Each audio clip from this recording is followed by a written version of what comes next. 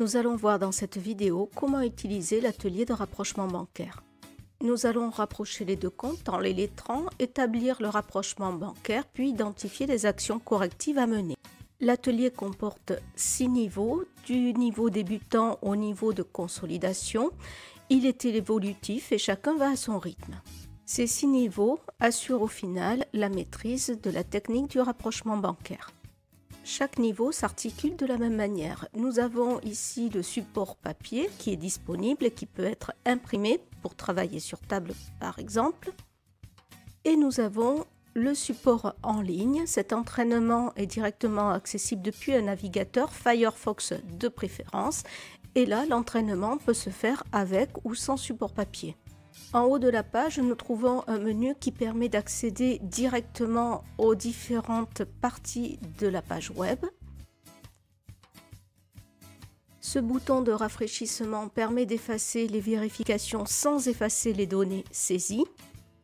Le bouton de la corbeille efface tout, à la fois les données saisies et les données vérifiées. Le travail réalisé n'est pas enregistré, mais il peut être imprimé, dans un format PDF bien évidemment. Survol du marque-page, vous obtenez des précisions quant à votre réussite. Vert, c'est réussi, mauve, partiellement réussi et rouge, il y a une erreur. Au survol du point d'interrogation, vous obtenez des informations supplémentaires quant à la résolution de l'exercice. Ici, vous obtenez des précisions sur le fonctionnement du compte. Nous allons rapprocher notre compte 512 du relevé de compte de la banque, c'est-à-dire que nous allons repérer les mouvements communs à ces deux comptes. Ici, nous avons repéré 1990,90 qui concerne une remise de chèque. Nous affectons la lettre A et nous retrouvons cette remise de chèque au niveau du relevé de compte. Nous vérifions, la pastille verte s'affiche, le lettrage est correct et nous continuons de la sorte. Nous venons de lettrer les opérations communes à ces deux comptes. Nous pouvons vérifier si le lettrage est correct. Ici, nous avons une pastille rouge, il y a une erreur. Une fois le rapprochement terminé et correct, nous allons établir l'état de rapprochement. Nous saisissons le solde final de chaque compte puisqu'il s'agit là de notre point de départ. Nous recherchons pour chaque compte le solde. Ici, il est créditeur de 2864 €. Nous le reportons dans l'état de rapprochement et nous faisons la même chose pour le relevé bancaire. Le point d'interrogation donne des informations sur le respect des règles de saisie des valeurs.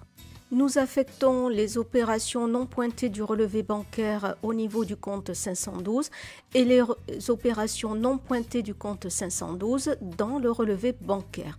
Puis nous vérifions. La dernière étape consiste à analyser les actions correctives suite au rapprochement bancaire. Donc par exemple ici le virement d'Avicenne, nous le reportons au niveau des actions correctives à mener. Nous identifions le montant sans oublier le signe. Ici nous avons une sortie d'argent de moins 1685,45 € et nous identifions l'action. Il faut tout simplement créer le paiement dans le PGI. Deux procédures nous permettent de comprendre l'enregistrement des règlements clients et fournisseurs dans le PGI.